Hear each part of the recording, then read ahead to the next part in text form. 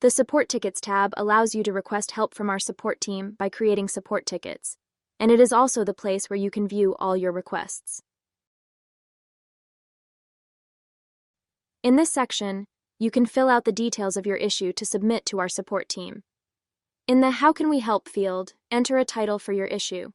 In the Priority field, choose how urgent this issue is. In the Tell Us More field, thoroughly describe your problem and give as much details as possible, so that our team can help you better. Click Attach a file to add an image or video that can better show your issue. Press Submit to send your request to our support team. On this area, you can find all your previously filed requests. The Open section is where your current issues are, and the Close section is where your resolved requests will be. Clicking on a ticket will let you open it. You can then read all the available comments our support team have left you. You can write your own reply and press Submit to add it as a comment to the ticket.